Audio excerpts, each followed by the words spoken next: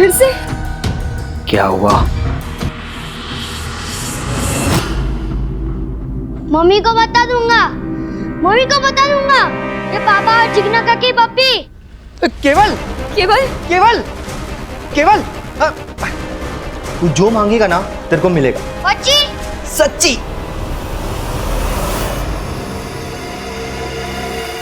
एकदम सरस छे, मोबाइल के वीडियो की तरह। डाल दो।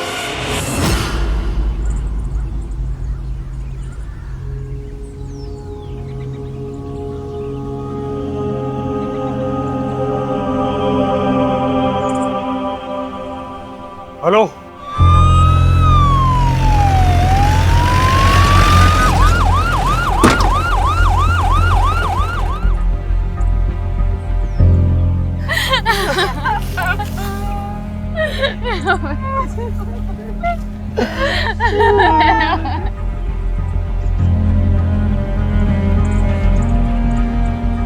किसने उतारा इसे नीचे?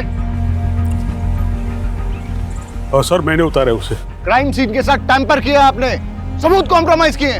नीचे हटिए।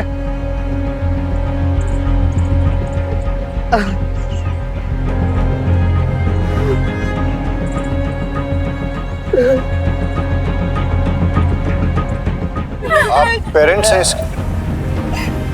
छोटा सा बच्चा कैसे? मेरे केवल को कुछ प्रॉब्लम नहीं थी, इसे तो यह भी नहीं पता था कि सुसाइड क्या होता है सर। बॉडी को पोस्टमार्टम के लिए भेज दो। तुम्हारे लिए गिफ्ट, न्यू फोन। सच पापा? Yes thank you. सर यहाँ देखिए। लेकिन हम मर्डर भी रूल आउट नहीं कर रहे। आपको क्या लगता है, अगर ये मर्डर है तो किसने किया होगा? कुछ समझ नहीं आ रहा है। मेरे पोते को भला कोई क्यों मारेगा? किसी से कोई लड़ाई झगड़ा, दुश्मनी, धमकी? आपकी फैमिली में कौन कौन है? मैं पारुल, पीयूष की पत्नी, हमारे 2 बच्चे हैं, मानस और लेखा। केवल की लाइफ में कोई कॉम्प्लिकेशंस थी? नहीं सर। क्या उसे कोई परेशान कर रहा था? सर मेरा नाम है जयदीप, सब मुझे यहाँ पे जेडी कह के बुलाते हैं, और ये मेरी वाइफ है जिग्ना। आप लोगों को क्या लगता है मर्डर किसने किया होगा? हमने तो कभी सपने में भी नहीं सोचा था कि हमारे परिवार में ऐसा कुछ होगा। हादसा और गुनाह हमेशा दूसरों के साथ नहीं होते, कभी अपने भी इसकी चपेट में आ जाते हैं। आपको किसी पे शक?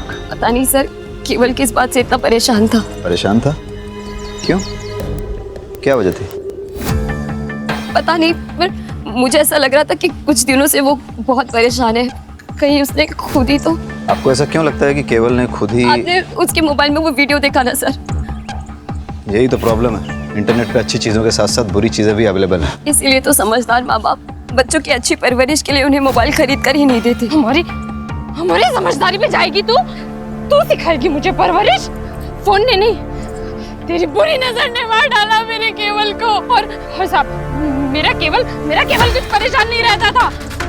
तुझे क्या लगता है मुझे पता नहीं चलेगा? जानबूझकर पुलिस को कुछ भी बोली जा रही ताकि उनका शक कुछ भी ना जाए। मुझे सब पता है, तूने मार डाला मेरे घर का। क्यों बोलो?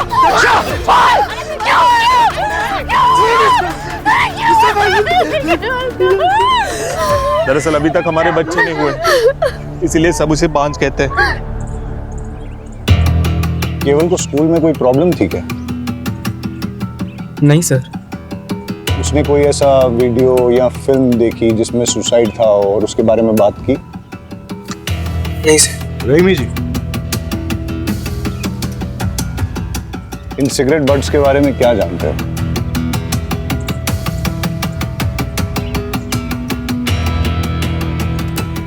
नहीं सर, कुछ भी नहीं।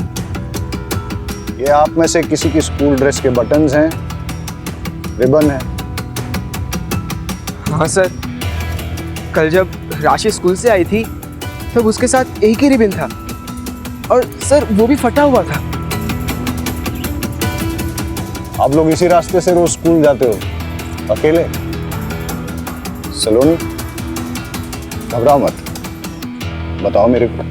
एक बार केवल भैया ने कहा था हम सब तो डरते रहेंगे, आज नहीं तो कल हमें इन डेंजरस लड़के से लड़ना तो पड़ेगा ना। वो कौन लोग थे? सलोनी बेटा, इधर आओ मेरे पास। देखो, मैं पुलिस हूं और पुलिस वाले सबकी मदद करते हैं। जो बच्चों को परेशान करता है उसको पनिश भी करते हैं। अब आप मुझे बताओ कि कल क्या हुआ था? हम सब लोग स्कूल से आ रहे थे। मैं इस रास्ते से नहीं जाऊंगी। आज कोई नहीं है, चल। नहीं, ऐसे रोज रोज हम लंबे सड़क से नहीं जा सकते, इसलिए कुछ करना पड़ेगा। क्या करना पड़ेगा? सब अपने अपने जेब में पत्थर डाल दो।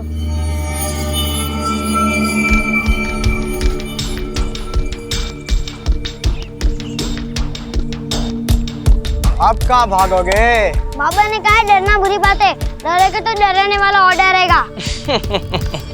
देख, ये डरपोक क्या बोल रहा है?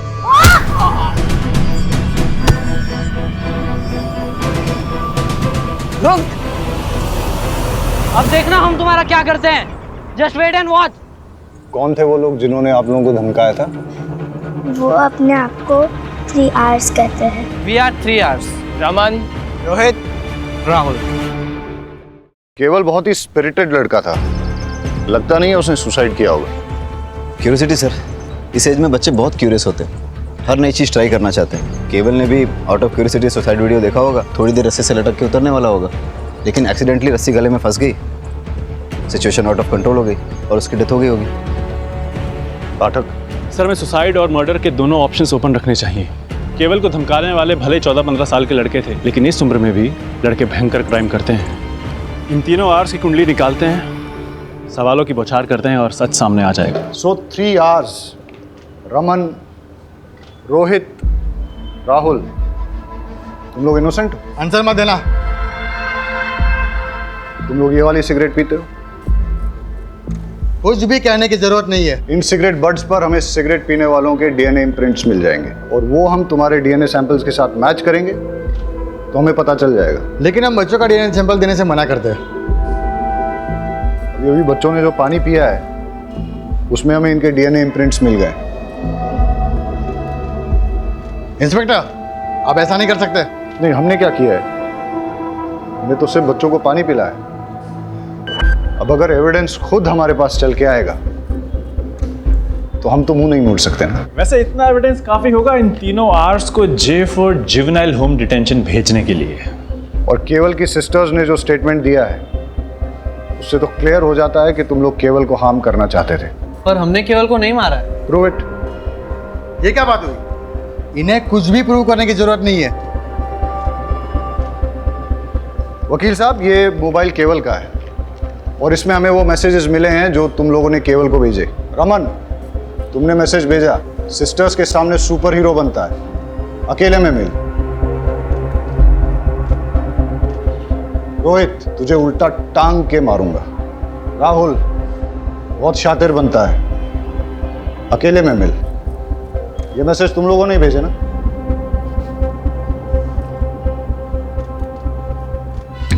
और तुम हाथ दिखाओ अपना।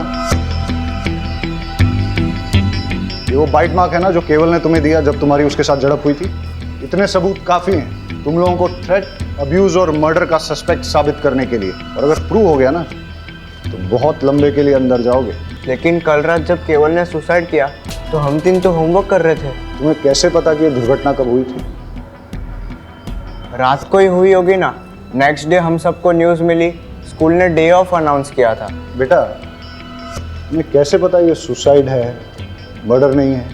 वकील साहब, फिलहाल तो आप इन लोगों को ले जा सकते हैं और इस केस में इनके माँ बाप से आप बहुत पैसे भी कमा सकते हैं।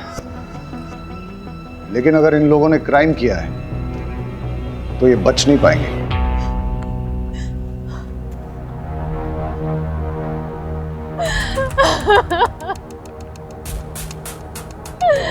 तेरी इच्छाओं में खेलकर बड़ा हो रहा था मेरा बच्चा, तू ही उसे खा गया। क्यों? केवल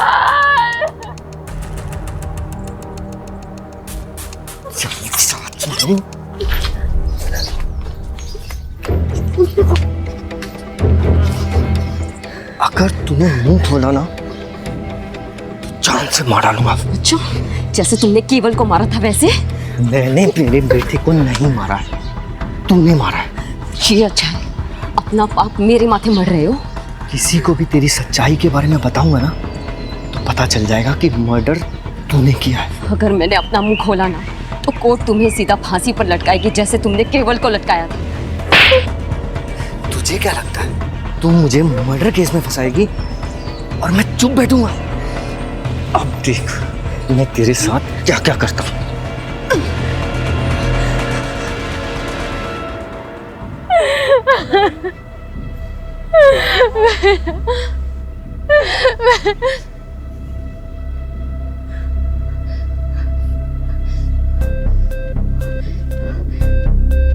मेरे बच्चे को तो खा गई, अब यहाँ पे तमाशा देखने आई है? हाँ, तूने मेरे बच्चे को मार डाला। मेरा केवल तेरी वजह से मरा है। क्या करने आई अब यहाँ पे? चले जा, जा।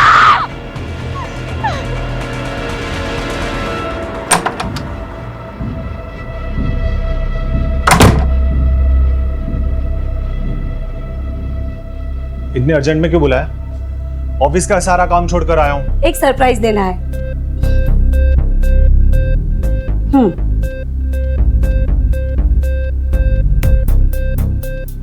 बच्चों के कपड़े मैं क्या करूंगा इसका? आप ही है ना, समझते ही नहीं है। मैं माँ बनने वाली हूँ। प्रेग्नेंट। क्या? प्रेग्नेंट? हाँ, मैंने तो है ना अपने बच्चे का नाम भी सोच लिया है। जेडी का बेटा एमडी। अपन अपने बच्चे को है ना। Shut up! अपनी जबान बंद कर।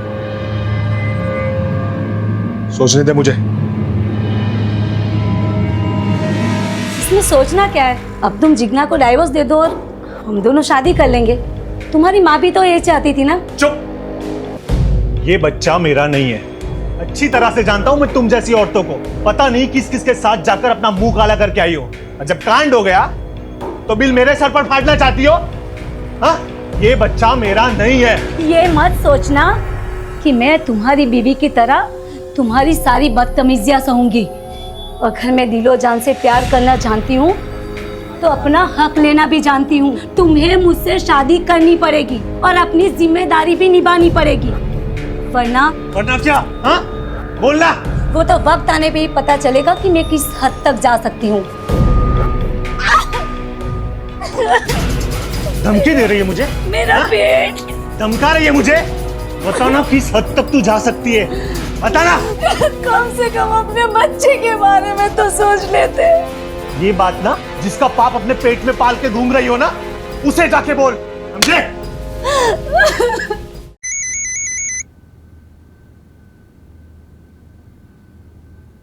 तुम्हें बताया था ना कि जब तक गुड न्यूज़ ना हो मुझे फ़ोन मत करना। गुड न्यूज़ ही बैड न्यूज़ बन गई है। आपके बेटे जेडी से मैं प्रेग्नेंट हो गई हूँ और वो इसे अपना बच्चा मानने से इनकार कर रहा है। सुनेत्रा, शांत हो जा, रोना मत। अरे जयदीप थोड़ा बोखला सा गया है। आप ही बताइए मैं क्या करूँ?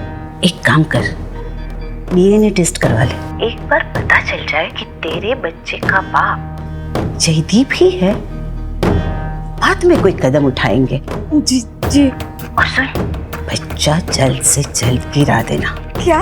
घर में इतना बड़ा हादसा हो गया है, मेरे पोते की मौत हो गई है और ऐसी हालत में शादी ब्याह तो नहीं कर सकते ना। और मैं नहीं चाहती कि हमारे खानदान के बेटे की समाज में इधर उधर बात होए कि मेरा जयदीप ने लड़की को शादी से पहले ही प्रेग्नेंट कर दिया। और वैसे भी जिग्ना से डिवोर्स लेने में थोड़ा टाइम लगेगा ना, ठीक है?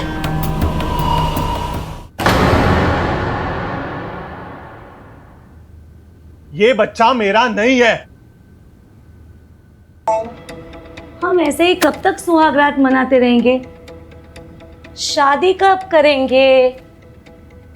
शादी के लिए बड़े बुजुर्गों के आशीर्वाद चाहिए। जब भी माँ कहेगी घोड़ी चढ़ लेंगे। तो ऐसा करो ना, एक आध बार मुझे अपने घर ले जाओ। वैसे भी मुझे तुम्हारा घर देखने का बड़ा मन कर रहा है।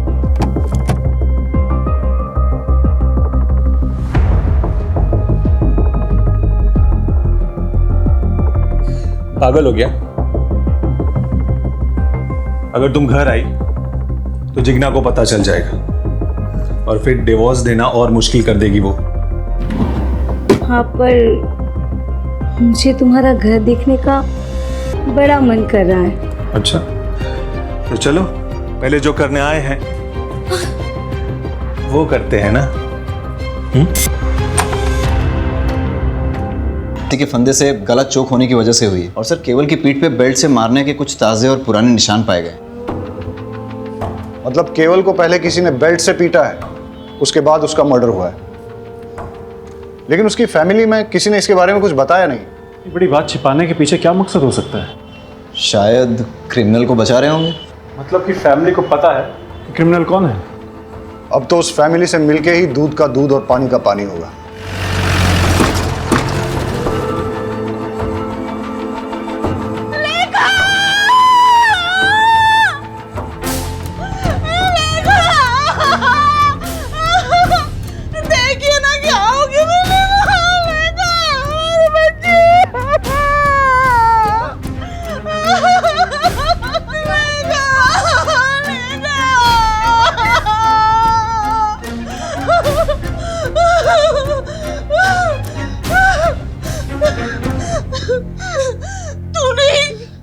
तूने ही मेरी बच्ची को मार डाला है। मेरी बच्ची को तूने मार डाला। मेरी बच्ची तेरी बुरी नजर लगी गई। तेरी नजर लगी है। छोड़िए।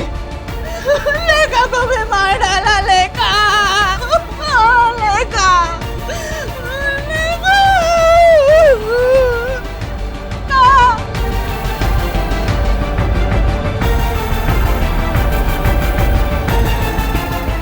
मैंने किसी को नहीं मारा है। मैं किसी को क्यों मारूंगी? फिर सब लोग आप पे शक क्यों कर रहे हैं? ये सारे मेरी खूबसूरती से जलते हैं सर। मुझे परेशान करने के लिए बच्चा ना होने के ताने मारते, बुरी नजर वाली कहते। सर, ये बच्चों के साथ सबसे ज्यादा वक्त मैं बिताती हूँ। मैं इन्हें लाड गुलार करती हूँ। मैं इन्हें बुरी नजर कैसे लगा सकती हूँ सर? केवल की मौत के बारे में आप क्या जानती हैं?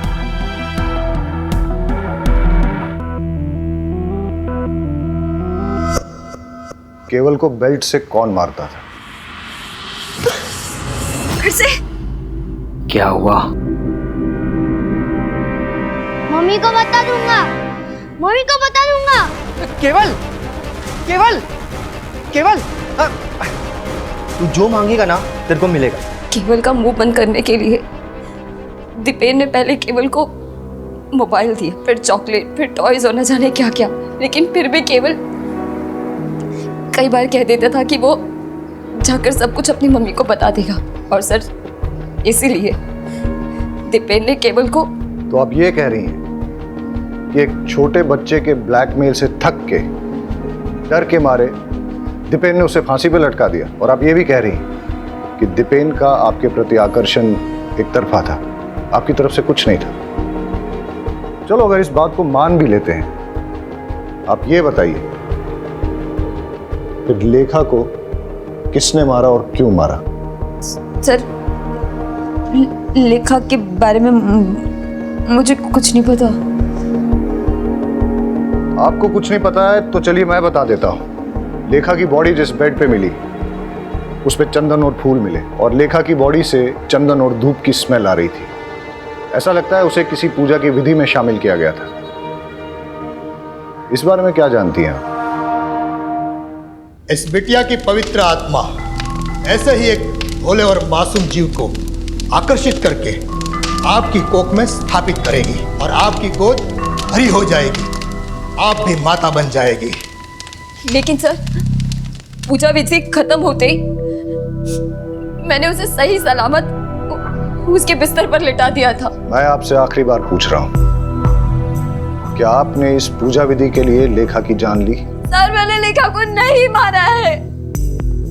मैंने उससे कुछ नहीं किया है। देखिए, अगर आप नहीं बताएंगे तो मेरे पास और कोई रास्ता नहीं रहेगा। लेके जाइए इनको। सर, मैंने कुछ नहीं किया। सर, मैंने कुछ नहीं किया। आप उस जिग्ना के कहने पर मुझ पर इतना गंदा आरोप कैसे लगा सकते हैं? बहुत गिरी हुई औरत है वो। बस जितना पूछा जाए उतना ही बताओ। सच ये है कि तुमने जिग्ना के साथ गलत हरकत की और केवल ने तुम दोनों को देख लिया। वो किसी को कुछ बोल न दे इसलिए तुमने उसे बेल्ट से मारा, और तब भी जब वो नहीं माना तो उसका मुंह हमेशा के लिए बंद करने के लिए तुमने उस पेड़ पर रस्सी से टांग के उसको मार डाला।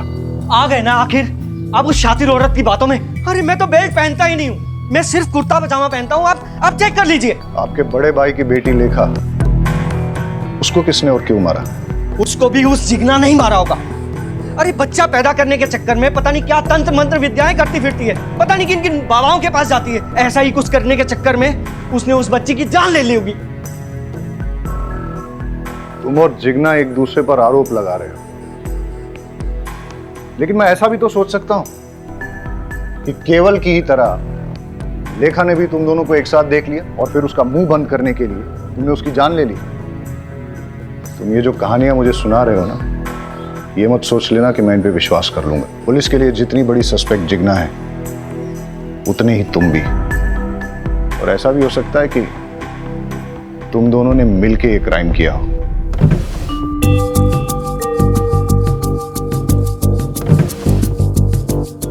सर, दीपेन के रूम में बेल्ट नहीं मिला, लेकिन जेडी की कबर्ड में बहुत सारे बेल्ट मिले।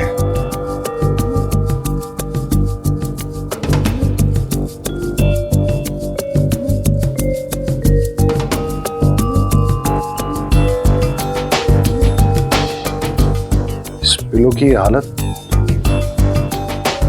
लगता है तो चाकू मार मार के किसी ने अपना गुस्सा निकाला है, या फिर वाकई में किसी ने किसी पे चाकू से वार किए हैं जो इस पिलो में लगे हैं।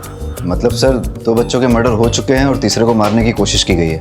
रहीमी, जेडी को बुला के लेके आओ। यहाँ पर किसी पे चाकू से जानलेवा हमला हुआ है।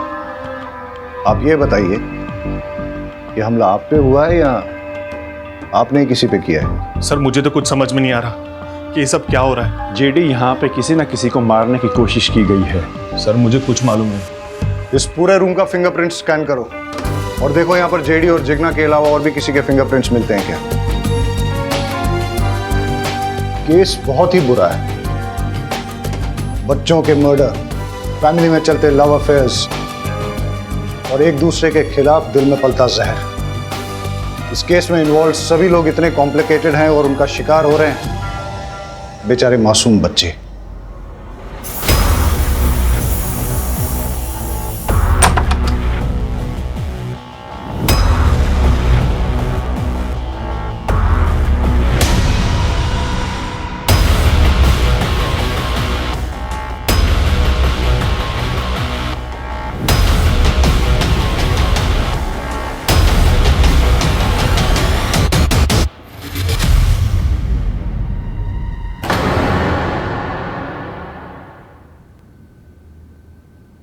ऊपर तो नहीं है राशि। ऊपर नहीं है? हाँ। क्या हुआ? मैं ऊपर रूम में देखा, राशि कहीं मिल ही नहीं रही है। अरे बाहर खेल रही होगी, रुको मैं देख कर आता हूँ। राइट, मैं ऊपर छत पे देखता हूँ। मैं आंगन में देख के आती हूँ, आंगन में ही होगी। मैं भी चलता हूँ। चल। इसका दूध रखा है यहाँ पे, आई नहीं। राशि तो आंगन में नहीं है। राशि ऊपर छत पे भी नहीं है। अरे राशि बाहर भी नहीं है। काकी, काकी, जहाँ केवल की लाश मिली थी आज उसी पेड़ के नीचे एक बॉक्स मिला है और लोग कह रहे हैं कि उस पे खून के निशान है। क्या?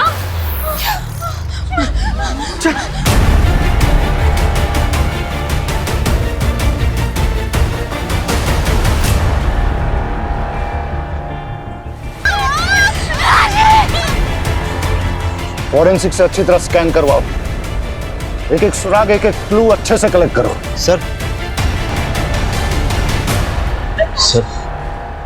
लेखा की पोस्टमार्टम रिपोर्ट आ गई। लेखा की बॉडी में नींद की गोलियों के ट्रेसेस मिले हैं, लेकिन उसकी डेथ सफोकेशन से हुई है। किसी ने उसकी नाक मुंह दबाकर सफोकेट करके उसे मार डाला। और सर जेडी के कपबोर्ड से कुछ ऐसे फिंगरप्रिंट्स मिले हैं जो घर के किसी भी सदस्य से मैच नहीं होते। अब उस कातिल तक पहुंचने के लिए हमारी आखिरी उम्मीद है इस बॉक्स से मिलने वाले क्लूज।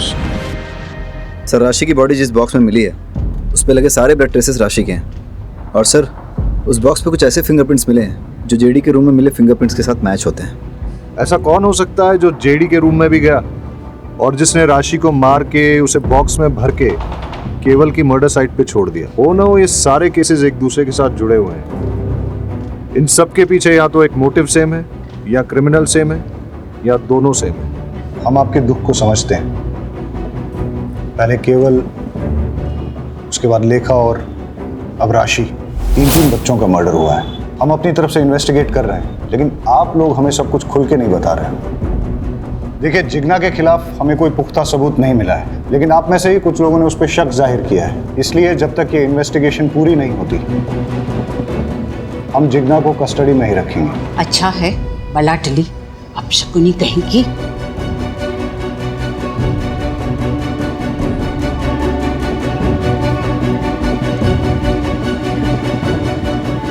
अब हमें आगे की इन्वेस्टिगेशन इसी दिशा में करनी चाहिए, लेकिन फिलहाल उन मिस्टीरियस फिंगरप्रिंट्स के बारे में पता करो। हो सकता है कि उससे कोई राज खुले और हम होने वाले किसी क्राइम को रोक सकें। All set?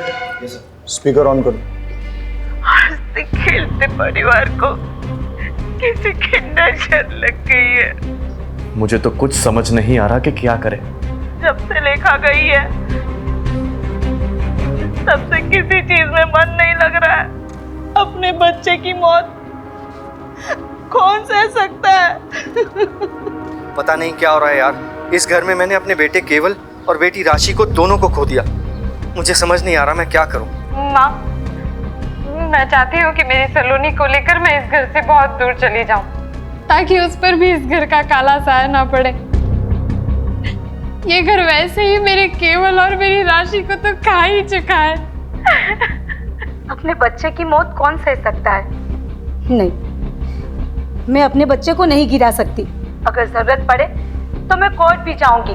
कोर्ट में जा या पार्लियामेंट में जा, मुझे कोई फर्क नहीं पड़ता। मैं तेरी धमकी से डरने वाली नहीं हूँ, समझी? बंद करो। ये कौन है जिससे अपरा इतना गुस्से में बात कर रही है? कौन है जो बच्चा गिराने की बात कर रही है? 3 बच्चों का मर्डर और अब ये चौथा बच्चा गिराने की बात। हो सकता है ये भी उन बच्चों के मर्डर से जुड़ी हुई है। पता लगाओ ये औरत कौन है।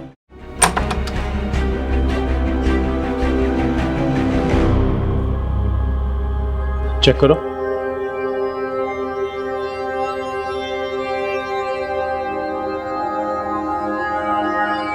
क्यों आए हो यहाँ पे? चले जाओ यहाँ से। मेरे जख्मों पे नमक छिड़कना है हो। मैं कहती हूँ चले जाओ यहाँ से। छोड़ो मुझे, छोड़ो, छोड़ो।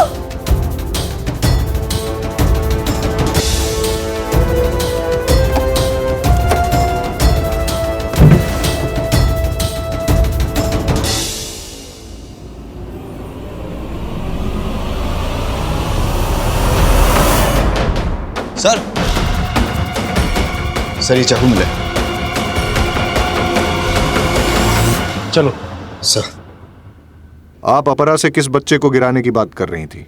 और ये केवल, लेखा और राशि के मर्डर के बारे में क्या जानती हैं आप? और वैसे आपका इस परिवार से क्या संबंध है? अपरा जी मेरी दूर की रिश्तेदार हैं। मम्मी डैडी के गुजर जाने के बाद मैंने अकेले ही बड़ी मुश्किल से मैनेज किया। अपरा जी ने अपने बेटे जेडी से मेरी शादी करवाने का वादा किया था, लेकिन उनकी एक शर्त थी। मुझे जयदीप के बच्चे की माँ बन सके ऐसी बहू चाहिए, और मेरी नज़र में तू है। अगर तू शादी करके मेरे घर में आएगी तो तुझे खाने पीने, रहने, कपड़े, जेवर की कोई कमी नहीं होगी। लेकिन हाँ, इससे पहले तुझे साबित करना होगा कि तू माँ बन सकती है। बिना प्रेग्नेंट हुए मैं तेरी शादी करके अपनी बहू तो नहीं बना सकती ना। बस इतना ही? हाँ सर। शायद आप भूल गई हैं कि आपके घर के बाहर एक सीसीटीवी कैमरा है। उसकी फुटेज हमने चेक की।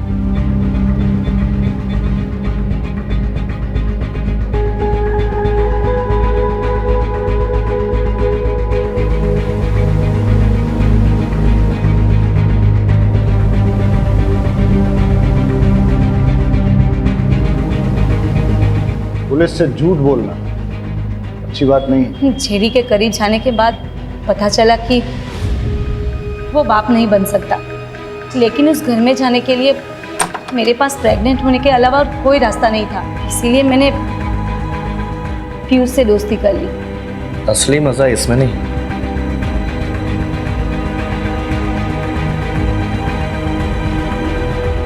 इसमें। पीयूष मेरे लिए दीवाना हो गया और मैं बच्चे के लिए उससे प्रेग्नेंट हो गई। बस दीपेन से जिग्ना प्रेग्नेंट ना हो जाए, और अगर हो गई मैं उसकी पोल खोल दूंगा। किसी भी हालत में मैं तुम्हें प्रेग्नेंट करके अपने भाई जेडी की बीवी बना के अपने घर में लेके आऊंगा, ताकि अपनी आशिकी जिंदगी भर चलती रहे। मैंने जेडी को बताया कि ये तुम्हारा ही बच्चा है, लेकिन जेडी भरोसा ही नहीं कर रहा था। मैं परेशान हो गई थी। ऊपर से अपराजी बोल रही थी कि मैं इस बच्चे को गिरा दूं। उनकी फैमिली में चल रही प्रॉब्लम जब तक सॉल्व नहीं हो जाती वो मेरे बारे में सोच भी नहीं सकती। मेरा तो दिमाग घूम गया था। और इसीलिए आपने चाकू उठाया और अपरा के घर में घुस गई जिग्ना को मारने।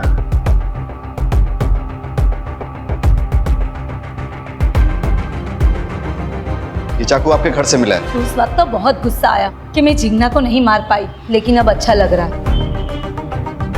कि मेरे हाथों उसका मर्डर नहीं हुआ, वरना मैं हमेशा के लिए फंस जाती। और वैसे भी ऐसी घटिया फैमिली की बहू बनने की इच्छा ही नहीं है। अब ख्याल तो आपको बहुत अच्छा आया, काश ये एहसास आपको सही वक्त पे हो गया होगा। एनीवेज, तो आप ये बताइए कि कल आप अपने सीसीटीवी कैमरा पर स्प्रे पेंट मार के कहाँ के लिए निकले? भले ही तुम जिग्ना को नहीं मार पाई, लेकिन राशि को तो तुमने मार ही दिया। मैं भला उसे क्यों मारूंगी? मैं खुद माँ बनने वाली हूँ सर। मैं किसी की गोद नहीं उजाड़ सकती। आप उस घर में घुसने के लिए इतनी डेस्परेट थी कि उस परिवार के 2 भाइयों के साथ आपने संबंध रखे। हो सकता है इसी डेस्परेशन में आपने इन बच्चों को भी मार डाला। लेकिन इसके लिए मैं केवल या किसी और बच्चे को क्यों मारूंगी? जिससे मर्डर का इल्जाम जिग्ना पे आ जाए और तुम्हारा जेडी से शादी करने का रास्ता साफ हो जाए। सर, मैंने किसी बच्चे को नहीं मारा, मैं सच बोल रही हूँ। हम आपको अरेस्ट नहीं कर रहे हैं क्योंकि आप प्रेग्नेंट हैं, लेकिन जब तक ये इन्वेस्टिगेशन चलेगी आप शहर छोड़ के नहीं जा सकती। घूम फिर के हम वहीं पहुंच गए जहां से शुरू किया था। समझ में नहीं आ रहा है कि बच्चों को किसने मारा है और क्यों मारा है। केवल ने दीपेन जिग्ना को कॉम्प्रोमाइजिंग सिचुएशन में देखा। हो सकता है दीपेन और जिग्ना ने अपनी इज्जत बचाने के लिए उसका मर्डर कर दिया हो, पर लेखा, उस बेचारी को कोई क्यों मारेगा? सर, अगर मान लिया जाए कि जिग्ना ने लेखा को मारा है तो उसका मोटिव क्या हो सकता है? इधर इट्स अ ह्यूमन सैक्रिफाइस, या लेखा ने भी दीपेन और जिग्ना को देख लिया था। लेकिन जब राशि का मर्डर हुआ उस वक्त तो जिग्ना लॉकअप में थी। समझ में नहीं आ रहा है कि इन बच्चों ने ऐसा क्या किया जो किसी ने इनकी जान ले ली। कौन हो सकता है कातिल? सर मुझे जिग्ना से मिलना है। देखिए, सर ने मना किया, आप नहीं मिल सकते। सर, उसे मिलना बहुत जरूरी है, मुझे उससे एक अर्जेंट बात करनी है। आई एम सॉरी, मैं रूल्स नहीं तोड़ सकता, आप जा सकते हैं। सर प्लीज मुझे मिलने दो सर। मैंने कहा ना, आप जाइए।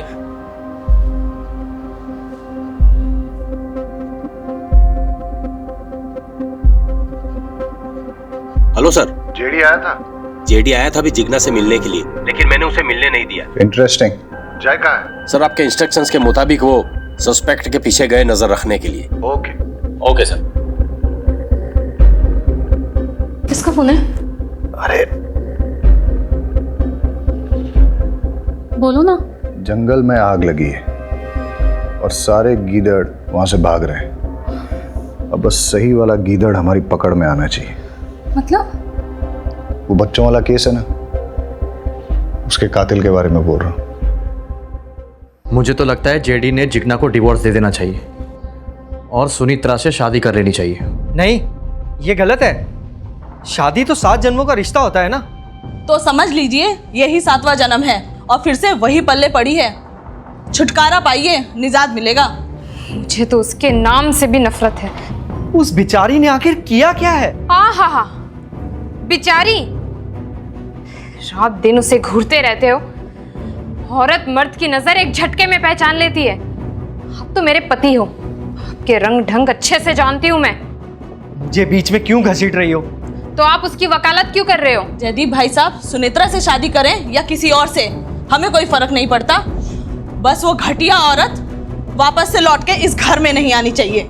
मैंने तो मानस को बता रखा है उस घटिया औरत से दूर रहे। मैंने भी सलोनी को कह दिया उस चुड़ैल के सामने भी ना आए। भाभी, अब आपके पास अकेला मानस बचा है और मेरे पास सिर्फ सलोनी। मानस भैया, राशि और लेखा के जैसे हमें भी कोई मार डालेगा? सलोनी, आपको टेंशन लेने की बिल्कुल जरूरत नहीं है। आपके मानस भैया है ना आपके साथ। मैं आपको कुछ नहीं होने दूंगा, ठीक है? मेरी वाइफ के बारे में पंचायत लगाने की किसी को जरूरत नहीं है। उसका क्या करना है और क्या नहीं वो मैं अच्छी तरह से जानता हूं।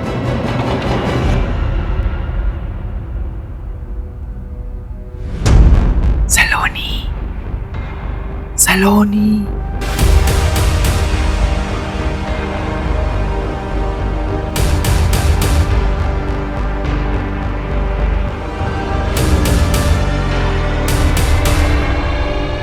नहीं, मुझे नहीं जाना। मुझे इस पेड़ से बहुत डर लग रहा है। सलोनी, मैं हूं ना, कुछ नहीं होता।